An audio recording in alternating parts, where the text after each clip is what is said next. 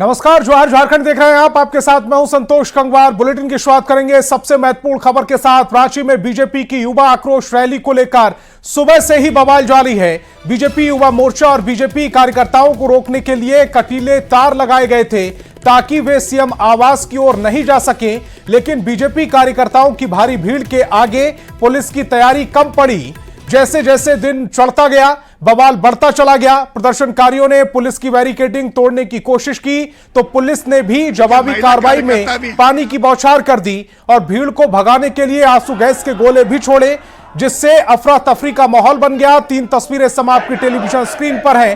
पहली तस्वीर जब बीजेवाईएम के कार्यकर्ता प्रदर्शन कर रहे थे, उस दौरान की उन्हें रोकने के लिए कटीले तार लगाए गए हैं। दूसरी तस्वीर में पानी की बौछार करते हुए भी आपको पुलिस के जवान नजर आएंगे, लेकिन बीजेवाईएम के जो कार्यकर्ता है वो पीछे हटने को तैयार नहीं है।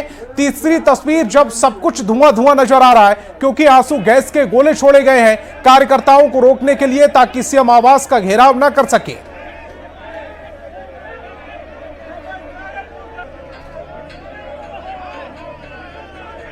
केवल उनको बैरिकेड नहीं तोड़े, इसके लिए वाटर कैनन का यूज हुआ 2 जगहों पर और कुछ टीयर गैस से गोले छोड़े गए। कोई बल प्रयोग नहीं हुआ है, उनको कोई न डंडा चलाया गया है, न उन पर कोई गोली चलाई गई है, कुछ नहीं किया गया है। और अगर वैसा नहीं किया जाता तो भगदड़ की स्थिति मच जाती है, होता उनके कार्यकर्ता भी मारे जाते। इस भगदड़ को रोकने के लिए इतना आवश्यक था। उनकी ओर से क्या है? लगातार पत्थर चल रहे हैं बिना किसी उकसावे के, बिना किसी कारण के। ये सरकार डरी हुई है, सहमी हुई है और झारखंड की जनता 3.5 करोड़ जनता के प्रतिनिधि के रूप में उसकी भावनाओं को लेकर के जब युवा मोर्चा के कार्यकर्ता सड़क पर उतरते हैं, हिसाब मांगते हैं, तो ये सरकार तानाशाही हिटलरशाही की तरह व्यवहार करते हुए टीयर गैस लाठीचार्ज का प्रयोग करते हुए हमारे कई कार्यकर्ताओं को घायल करने का काम किया।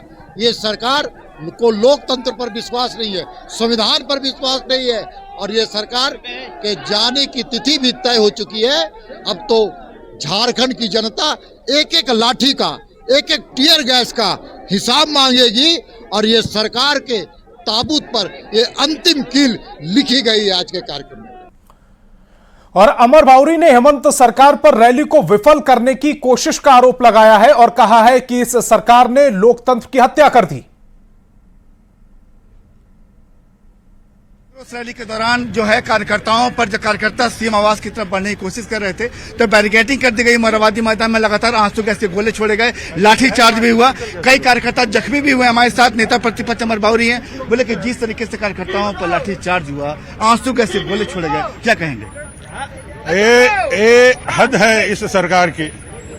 लोकतांत्रिक तरीके से, शांतिपूर्ण तरीके से, बिना किसी हथियार के लोग अपना प्रदर्शन कर रहे हैं। इस सरकार ने पहले तो पूरे झारखंड प्रदेश में अघोषित कर्फ्यू लगाया, इमरजेंसी की तरह सारे लोगों को आने से रोका और जब यहाँ शांतिपूर्ण तरीके से लोग आगे बढ़े अपने डिमांड्स को लेकर के, तो आपने देखा कि किस तरह से बम और गोलियां चलाई गई। जो टीयर गैस जिसमें मिर्ची लगा करके उग्रवादियों पर, आतंकवादियों पर फेंका जाता है, वो उसका इस्तेमाल यहाँ के कार्यकर्ताओं को, निहत्थे कार्यकर्ताओं पर किया है। अपने झारखंड प्रदेश के हर एक कार्यकर्ताओं के शरीर से निकला गया लहू एक इनकलाब लिखेगा और इस झारखंड में झारखंड मुक्ति मोर्चा और कांग्रेस अगले कई वर्षों तक, दशकों तक वापस सरकार में नहीं आएगी, इसका लिखेगा, इसका इतिहास लिखेगा। आप भी पूरा भीगे, जिंदाबाद जिंदाबाद जिंदाबाद, हेमंत सोरेन पूरा भीगे हुए। हाँ, आज जो बर्बरतापुर में हेमंत सोरेन ने काम किया है, ये झारखंड के लिए आज काला दिवस है। आज युवाओं ने अपने मांग को लेकर यहाँ आक्रोश के लिए आक्रोश के साथ आए थे, पर आज यही हेमंत सोरेन ने इतना बर्बरता के साथ युवाओं के साथ व्यवहार किया, लाठी डंडे बरसाए, कैनन बरसाए और पीटने का काम किया, पत्थर मारने का काम किया है। क्या होने जा रहा है? युवा आक्रोश रैली कहाँ आगे बढ़ रही है, देखने वाली बात होगी। कैमरा प्रभाकर के साथ संजय कुमार सिन्हा, न्यूज 18 रांची। और रांची में रैली में पहुंचने से कार्यकर्ताओं को रोकने से नेता प्रतिपक्ष अमर बाउरी नाराज हो गए और वहीं धरने पर बैठ गए। साथ ही हेमंत सरकार के खिलाफ नारेबाजी करने लगे। अमर बाउरी ने कहा कि यह सरकार गोली बंदूक की हो गई है और अब इसका जाना तय है। सरकार, एक गोली और बंदूकों की सरकार, लाठी की सरकार। इसमें युवाओं के, झारखंडी युवाओं का रक्त निकाला है, बहाया है। ये सरकार का अंतिम जो है, इसके ताबूत का किला ठुक गया है। ये सरकार इस बार कांग्रेस जेएमएम की सरकार, यहां से युवा उखाड़ फेंकेंगे। और संजय सिन्हा हमारे संवाददाता ज्यादा जानकारी के साथ फोन लाइन पर जुड़ रहे हैं। संजय, आंदोलन लगातार चल रहा है, प्रदर्शन लगातार हो रहा है और उसके बाद अब आंसू गैस के गोले छोड़े गए, पानी की बौछार की गई। जो बीजेपी के बड़े नेता हैं वो सब भड़के हुए हैं। अमर बाउरी को भी हमने दर्शकों को सुनवाया है। स्थिति फिलहाल क्या है? देखिए, मरवादी मैदान जो रणक्षेत्र बना हुआ था अब पूरी तरह खामोश है। कार्यकर्ता यहाँ से हट चुके हैं, कार्यकर्ता टुकड़ों में बट गए, जहां से कार्यकर्ता अपने अपने जगहों के लिए, गंतव्य के लिए रवाना हो चुके हैं।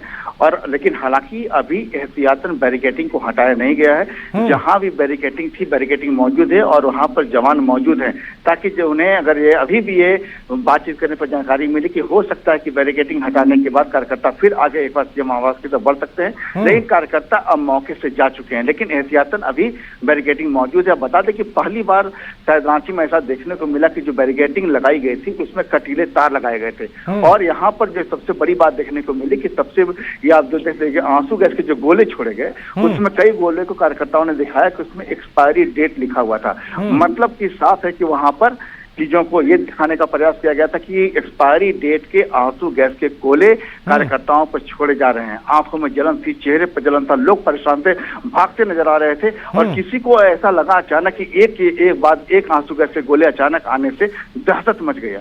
और दहशत मचने से ऐसा हुआ कि कार्यकर्ता जो तितर बितर हुए, हालांकि कई बार कार्यकर्ता वापस बैरिकेडिंग के पास पहुंचे, लेकिन बीजेपी अब कोई बड़ा नेता उस दौरान लगातार लोगों से संयम की अपील बढ़ती गई। चूंकि ये पूरा एजिटेशन, विरोध प्रदर्शन जो था वो आपको ये था, आपको कह सकते हैं कि ये युवा बीजेपी का था, लिहाजा युवा बीजेपी कार्यकर्ताओं ने जरूर प्रदर्शन किया और साथ ही ये दर्शाने की कोशिश की कि ये वास्तव में चुनाव से पहले जो जनता, जो बीजेपी का आरोप पत्र है जो लगातार बीजेपी ये कर रही है कि जो वादा खिलाफी है हेमंत सरकार की जो नियुक्ति के खिलाफ, उसको लेकर जो बार बार निशाना बनाया जा रहा है, कुल मिलाकर आपको विरोध प्रदर्शन के दौरान, रैली के दौरान उन्हीं नियुक्तियों का बार बार मंच पे भी जिक्र किया गया, सड़क पर भी आकर जिक्र किया गया, वही कुछ देखने को मिला। ऐसे में कुल मिलाकर समझ जाइए कि आज का जो विरोध प्रदर्शन था, जिसका अनुमान लगाया जा रहा था कि ये विरोध प्रदर्शन सीएम आवास की तरफ बढ़ेगा, वैसा नहीं हो पाया।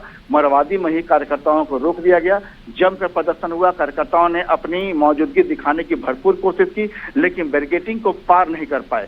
जो संजय, आपसे ये भी समझना चाह रहे हैं, क्योंकि प्रदर्शन जैसा आप बता रहे हैं कि अब लगभग इधर उधर हो चुके हैं कार्यकर्ता, तो उतनी तादाद में वहां पर लोग इकट्ठा नहीं है। मैं आपसे ये समझना चाह रहा हूं कि जो बैरिकेडिंग की गई थी, क्या ये अनुमान था कि बहुत बड़ी तादाद में वहां पर जो कार्यकर्ता है वो इकट्ठा होंगे? और दूसरी चीज, जो आंसू गैस के गोले छोड़े गए हैं, क्या कोई हिंसक झड़प की या पुलिस के साथ बदतमीजी की? क्या कोई हथियार लेकर वहां पहुंचा था, लाठी डंडा लेकर वहां पहुंचा था? जब प्रदर्शन शांति से चल रहा था तो इस तरह की जो कार्रवाई की गई है पुलिस की तरफ से, उसकी जरूरत क्यों आन पड़ी? देखिए, ऐसा बिल्कुल नहीं था कि कार्यकर्ताओं के हाथ में कोई हाथी डंडा या कोई हथियार था, ऐसा नहीं था। कार्यकर्ता जो थे वो, चूंकि एक कार्यकर्ताओं का जो समूह होता है आमतौर पर जो राजनीतिक विरोध प्रदर्शन होता है वो नारेबाजी के साथ होता है, जोश के साथ होता है और उत्साह के साथ। कार्यकर्ता हमेशा भी अपनी एक मौजूदगी को दिखाने के लिए, चूंकि उनका जो रैली थी वो रैली आपको आक्रोश रैली सीएम आवास तक होनी थी। लिहाजा देखिए, राजधानी रांची में आज सीएम आवास तक पहुंचने के जितने भी रास्ते थे, चाहे हम कह सकते हैं कि जो आपको एलपीएन सादियों चौक से लेकर के एक जो मार्ग है जो मरवादी में शिबू आवास मार्ग के पास, वहां पर भी कार्यकर्ताओं को वहां पर रोकने की कोशिश की गई। कार्यकर्ताओं ने मरवादी जो पहुंचने के जो रास्ते हैं कुछ बैरिकेडिंग को तोड़ दिया, लेकिन जो मेन बैरिकेडिंग थी जहां आपको मुख्य मंच तक पहुंचना था और एक समूह बनाकर वहां से निकलने की जो प्लानिंग थी उससे फेल कर दिया गया। कुल मिलाकर आप ये समझिए कि बैरिकेडिंग कई जगहों पर टूटी, वो तमाम बैरिकेडिंग जहां जहां भी टूटी वो मरवादी मैदान से दूर की बैरिकेडिंग थी। लेकिन मरवादी मैदान के आसपास जहां कार्यकर्ताओं का जुटान होना था और जहां से सीएम आवास की तरफ बढ़ना था, वो बैरिकेडिंग टूट नहीं पाई, क्योंकि बैरिकेडिंग का एक बार जैसे ही टूटता था, क्योंकि 2 लेयर में बैरिकेडिंग होती है, कटीले तार लगा दिए गए थे, साथ ही पानी के फव्वारे वाटर कैनन से छोड़े जा रहे थे, आंसू गैस के गोले निकल रहे थे, तो तमाम एक के बाद एक जो कार्रवाई चल रही थी वो कार्रवाई कभी भी कार्यकर्ताओं को सामूहिकता में एक जगह खड़े होने का मौका नहीं दे रही थी। लिहाजा कार्यकर्ता जब भी आते थे तो वाटर कैनन से पानी का फव्वारा छोड़ा जाता था, तो कुल मिलाकर कह सकते हैं कि एक राजनीतिक विरोध था, राजनीतिक तरीके से ही प्रदर्शन हुआ। लेकिन जब आप देखते हैं कि यहाँ पर कुछ पत्थर जरूर चले रोड़ेबाजी में, हालांकि ये पत्थर किसकी ओर से चले अलग अलग आरोप है। पत्थर किसकी ओर से चले ये बड़ा सवाल है, लेकिन जो तस्वीरें हम आपको दिखा रहे हैं वो थोड़ा सा चिंताजनक भी हैं, क्योंकि कई लोगों के पैरों में भी चोटें आई हैं। आप हमारे साथ जुड़े संजय, आपका बहुत बहुत शुक्रिया। और रांची से बड़ी खबर मिल रही है, जमीन घोटाले के आरोपी से जुड़े इश्तियाक के तार, जेल में बंद बबलू खान का अस्पताल डॉक्टर इश्तियाक अहमद के नाम पर रजिस्टर्ड है। सूत्रों के मुताबिक जो खबर मिल रही है उनमें दोनों के पारिवारिक रिश्ते भी हैं। ईडी जांच कर रही है पूरे मामले की कि जमीन घोटाले से अर्जित धन से आतंकी संगठन को फंडिंग हुई या नहीं। बबलू खान को 26 अगस्त ईडी ने पूछताछ के लिए बुलाया है। 26 अगस्त को ईडी पूछताछ करेगी बबलू खान से। तो बड़ी खबर आपको बता रहे हैं, लेकिन कई सवाल यह भी है कि क्या सूत्रों के हवाले से जो खबर मिल रही है, इन दोनों का जो पारिवारिक रिश्ता है उसको लेकर ईडी जांच कर रही है कि जमीन घोटाले से अर्जित धन से आतंकी संगठन को फंडिंग हुई है या नहीं। तो अलकायदा मॉड्यूल में बड़ा अपडेट सामने आया है। डॉक्टर इश्तियाक अहमद को गिरफ्तार कर लिया गया। झारखंड मॉड्यूल का सूत्रधार डॉक्टर, रांची से अब तक 5 और लोगों को गिरफ्तार किया गया है। आरोपी फैजान अहमद, मती उर रहमान को गिरफ्तार कर लिया गया है। आरोपी रिजवान बाबर, मुफ्ती रहमतुल्लाह को भी गिरफ्तार कर लिया गया है। एटीएस, एसटीएफ और दिल्ली पुलिस की स्पेशल सेल की कार्रवाई में झारखंड से 5 आरोपियों को गिरफ्तार किया गया है। बताया जा रहा है कि भारत में रहकर अलकायदा मॉड्यूल के जरिए देश के अंदर आतंकी गतिविधियों को अंजाम देने का इरादा था, जिसका भंडाफोड़ किया गया। सबसे बड़ा आरोप मास्टरमाइंड बताए जा रहे डॉक्टर इश्तियाक अहमद पर है। राजस्थान के भिवाड़ी में पकड़े गए आतंकी को इसने ही झारखंड से ट्रेनिंग के लिए भेजा था। ये बातें सामने आ रही हैं, कई लोग इसके संपर्क में थे।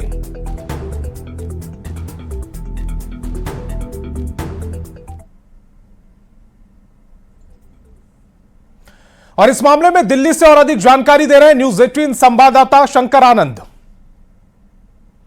दिल्ली पुलिस की स्पेशल सेल के द्वारा एक बड़े सर्च ऑपरेशन की कार्रवाई को अंजाम दिया गया। यह सर्च ऑपरेशन झारखंड के रांची सहित कई अन्य लोकेशन पर सर्च ऑपरेशन को अंजाम दिया गया।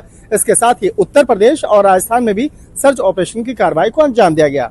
और इस मामले की अगर बात करें तो आतंकी संगठन अलकायदा से जुड़ा हुआ अलकायदा इंडियन सब कोऑर्डिनेट, जिसको AQIS के नाम से भी जाना जाता है, इस आतंकी संगठन से जुड़े हुए कुछ संदिग्ध गतिविधियों की जानकारी स्पेशल सेल को मिली थी। उसके बाद दिल्ली स्थित स्पेशल सेल के दफ्तर में इसे तमाम इनपुट्स को खंगाला गया। उसके बाद एक साथ गुरुवार को झारखंड, राजस्थान और उत्तर प्रदेश में सर्च ऑपरेशन की कार्रवाई को अंजाम दिया गया। और इस सर्च ऑपरेशन के दौरान में कई महत्वपूर्ण सबूतों को इकट्ठा किया गया। और इस मामले में जो आगे तफ्तीश की गई तो पता चला कि डॉक्टर इश्तियाक, जो रांची का रहने वाला है, वो डॉक्टरी के पेशे के साथ साथ कुछ और संदिग्ध गतिविधियों में जुड़ा हुआ है। उसी मामले को जब आगे बढ़ाया गया तो पता चला कि डॉक्टर फैजान अहमद का नाम सामने आया। हालांकि डॉक्टर फैजान अहमद वो कोडवर्ड था डॉक्टर। वहां पर जो फैजान अहमद के बारे में जानकारी इकट्ठा की गई तो पता चला कि फैजान अहमद जो है उसका होलसेल का कारोबार है। हजारीबाग जो झारखंड का काफी चर्चित स्थान है, वहां पर वो होलसेल का कारोबार करता है। लेकिन उसका जो संबंध है वो इश्तियाक के साथ में था। डॉक्टर इश्तियाक वो संदिग्ध गतिविधियों में शामिल रहा है। और इस मामले पर जब जांच का दायरा आगे बढ़ाया गया तो उसके बाद राजस्थान का कनेक्शन निकल के सामने आया। और राजस्थान में पता चला कि राजस्थान के भिवाड़ी में कई संदिग्ध आतंकियों की वहां पर ट्रेनिंग भी हुई है। और खास तौर पर AK-47 जैसे हथियार से वहां पर फायरिंग करना, निशानेबाजी करना, वो सब वहां पर ट्रेनिंग दी जा रही थी। तो इस मामले में जिस तरह से अब कई राज्यों से जुड़ा हुआ कनेक्शन निकल के सामने आ रहा है, तो इस मामले में यह जानकारी मिली है कि झारखंड से 8 संदिग्ध लोगों को वो हिरासत में लिया गया है और उसकी औपचारिक तौर पर गिरफ्तारी की गई बाद में, और उसके अब दिल्ली लाया जा रहा है। दिल्ली में विस्तार से उससे पूछताछ की जाएगी। इसके साथ ही जो राजस्थान है, राजस्थान से भी कुछ लोगों की हिरासत में लिया गया है, जिससे अब आगे की पूछताछ की जा रही है। तो कहा जा सकता है कि इस मामले में जैसे जैसे पूछताछ का दायरा आगे बढ़ेगा, आने वाले दिनों में कई लोगों की गिरफ्तारियां इस मामले में संभव है। वीडियो जर्नलिस्ट हरीश के साथ शंकर आनंद, न्यूज 18 दिल्ली। और हजारीबाग से बड़ी खबर मिल रही है। नीट पेपर लीक मामले में बड़ा अपडेट सामने आ रहा है। जब्त प्रॉपर्टी पर अपराधियों की सेंधमारी, राज गेस्ट हाउस के अंदर सबूतों के साथ छेड़छाड़ के आरोप लगे हैं। राज गेस्ट हाउस के अंदर से दुकान में चोरी की गई। सूचना मिलने पर दिल्ली से सीबीआई की टीम पहुंची हजारीबाग। पूरे मामले की जांच की जा रही है। नीट पेपर लीक मामले में सीबीआई ने राज गेस्ट हाउस को सील किया था। तो बड़ी खबर आपको बता रहे हैं, गेस्ट हाउस को सील किया गया, लेकिन गेस्ट हाउस में दुकान में चोरी की गई है। सीबीआई की टीम हजारीबाग पहुंच चुकी है। पूरे मामले में अब एक बार फिर से तफ्तीश की जाएगी, कार्रवाई की जाएगी, मामले की जांच की जाएगी। बड़ी खबर आपको बता रहे हैं, हजारीबाग से सीबीआई ने गेस्ट हाउस को सील किया था और उसी गेस्ट हाउस में, उसी की दुकान में जो सेंधमारी की गई है। पूर्व मुख्यमंत्री चंपाई सोरेन आगामी विधानसभा चुनाव को लेकर चुनावी दंगल में उतर चुके हैं। अपने विधानसभा क्षेत्र से दौरे की शुरुआत कर चुके हैं। इसको लेकर जमशेदपुर के सुंदर नगर में बैठक की और कहा कि जेएमएम को नहीं तोड़ेंगे, एक हफ्ते के अंदर नई पार्टी का गठन करके नए अध्याय की शुरुआत करेंगे। हम जो पोस्ट करके जो हमारा सोचा विचार हम डाल दिया उसको हम दोहराएंगे नहीं।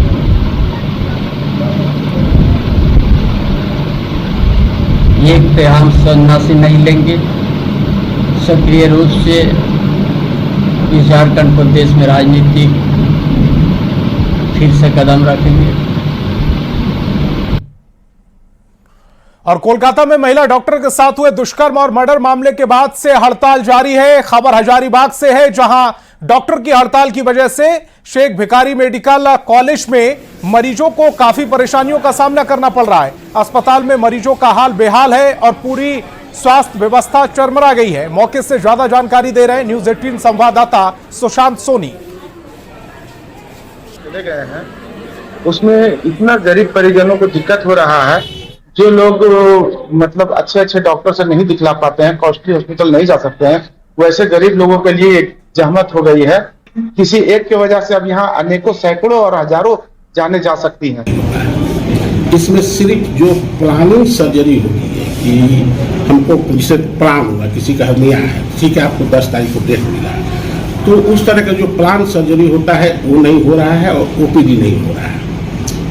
लेकिन जो भी हमारी इमरजेंसी सेवा है, कोई भी आपको जो एनसी की महिलाएं आती है, गर्भवती की महिलाएं आते हैं, वो सभी को टैकल किया जाता है। आरटीए रोड एक्सीडेंट क्या आता है, वो सभी को टैकल किया जाता है। पश्चिम बंगाल के कोलकाता में एक महिला डॉक्टर के साथ दुष्कर्म और हत्या के मामले में आज पूरे देश में डॉक्टरों का हड़ताल चल रहा है। अगर हम हजारीबाग की बात करें तो इसका असर हजारीबाग का शेख भिखारी मेडिकल कॉलेज अस्पताल में भी देखने को मिल रहा है। अस्पताल में पहुंचे हुए हैं और यहाँ की जो स्थिति है कुछ सही नहीं बताई जा रही है। आपको बता दें कि जिले के अलावा जो अन्य जिले से भी यहाँ जो मरीज है वो इलाज के मकसद से पहुंचते, लेकिन जहाँ डॉक्टर सहित स्वास्थ्यकर्मी हड़ताल पर चले गए हैं, उसको लेकर जो है यहाँ पर स्वास्थ्य व्यवस्था जो है वो यहाँ पर डगमगाई हुई है। अगर हम बात करें तो जो मरीज के परिजन है वो इधर से उधर जो है बेहतर इलाज के लिए भटक रहे हैं, लेकिन देखने वाली बात होगी कि यहाँ का जो इलाज का व्यवस्था है वो कब तक ठीक हो पाता है। लेकिन अगर हम और भी बात कर ले तो जो बेहतर इलाज जो नहीं हो पा रहे, इसको लेकर मरीज परेशान है। कभी कभी हंगामे की भी खबर आ रही है। इसको लेकर जो है अतिरिक्त सुरक्षा बल की भी यहाँ पर तैनाती की गई ताकि किसी तरह का कोई अनहोनी घटना ना घटे और स्थिति जो है वो नियंत्रण में रहे। लेकिन अब गौरतलब देखने वाली बात होगी कि जो डॉक्टरों का हड़ताल है वो कब तक टूट पाता है और यहाँ की जो इलाज और जो स्वास्थ्य व्यवस्था है वो कब तक ठीक हो पाती है। सुशांत सोनी, न्यूज 18 हजारीबाग। और क्रिकेटर सौरभ तिवारी ने बीजेपी कार्यालय पहुंचकर शिवराज सिंह चौहान से मुलाकात की, लेकिन मुलाकात के बाद सौरभ तिवारी कुछ भी बोलने से बचते नजर आए। हालांकि उन्होंने यह जरूर कहा कि राजनीति कुछ भी करने का सबसे अच्छा माध्यम है। सौरभ तिवारी से खास बातचीत की न्यूज 18 संवाददाता संजय कुमार सिन्हा ने। पर शानदार प्रदर्शन करने वाले सौरभ तिवारी अब राजनीति की पिच पर भी बैटिंग करना चाहते हैं। हमारे साथ यहाँ पर सौरभ तिवारी हैं जो प्रदेश बीजेपी कार्यालय पहुंचे हैं। सर भाई, शिवराज सिंह चौहान आए, फिर आप भी पहुंचे, क्या बात थी? कुछ नहीं, एक औपचारिक मुलाकात थी, उनसे भी मिला, कुछ अपना पर्सनल काम था, उन्होंने अपना बताया, बस हो गया, बस मैं निकल रहा हूँ। सर भाई, आपने पहले भी एक बार इंटरव्यू हमारे साथ किया, ये बताया था कि राजनीति आपको रास आती है, मतलब जो कुछ करने का माध्यम आपने बताया था राजनीति वो माध्यम हो सकता है। नहीं, मैंने ये कहा था कि अगर आपको कुछ अच्छा काम करना, अगर आप स्टेट के लिए कुछ करना चाहते हैं तो एक अच्छा प्लेटफॉर्म है राजनीति, क्योंकि मुझे सब कुछ झारखंड नहीं दिया है, तो अब टाइम है कि उनको कुछ देना चाहता हूँ, तो बस यही सोचता मेरा। सौरभ भाई को क्षेत्रीय राजनीति पसंद है या राष्ट्रीय राजनीति? सर, मुझे अभी अपना थोड़ा क्रिकेट ही ज्यादा पसंद है, तभी मैं उस पर फोकस कर रहा हूँ। अभी क्रिकेट छोड़ा हूँ, खेलना छोड़ा हूँ, क्रिकेट नहीं छोड़ा हूँ। सौरभ तिवारी क्रिकेट के भी गहरे खिलाड़ी हैं, अब राजनीति के भी गहरे खिलाड़ी बनना चाहते हैं। प्रदेश बीजेपी कार्यालय पहुंचे थे, लेकिन फिलहाल अपने पत्ते खोलने के लिए तैयार नहीं है। संजय कुमार सिन्हा, न्यूज 18 रांची। खबर लोहरदगा से, जहां जिले के 5 प्रखंड के 76 बीटों के लिए 76 चौकीदार पदों के लिए सीधी भर्ती बहाली निकाली गई है, जिसको लेकर युवाओं की भीड़ उमड़ी। भर्ती प्रक्रिया में शामिल होने के लिए अभ्यर्थियों को पुलिस आचरण प्रमाण पत्र की आवश्यकता होती है, जिसे बनवाने के लिए पुलिस मुख्यालय में बड़ी संख्या में जिले भर के युवा पहुंच रहे हैं। बता दें कि आज आवेदन की आखिरी तारीख है।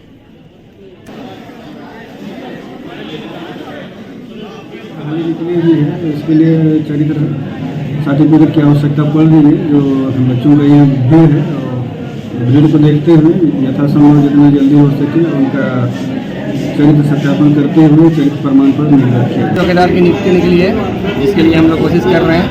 यहाँ आचरण बनवाने के लिए आए हुए, लेकिन बहुत दिक्कत हो रही है, बहुत ज़्यादा भीड़ भाड़ है यहाँ पे। क्या लगता है कि जिले में क्या बेरोजगारी दर बढ़ी है? बहुत ज़्यादा। यहाँ तो निकली हुई है तो बहुत भीड़ लगा हुआ है, और सरकार से मैं यही कहना चाहता हूँ कि थोड़ा यहाँ कार्य अच्छा से नहीं हो पा रहा है, भीड़ बहुत ज़्यादा लगा हुआ है। बेरोजगार की संख्या तो बहुत ज़्यादा बढ़ी हुई है, इसलिए तो भीड़ लगा हुआ है। तो ज्वार झारखंड में वक्त एक छोटे से ब्रेक का।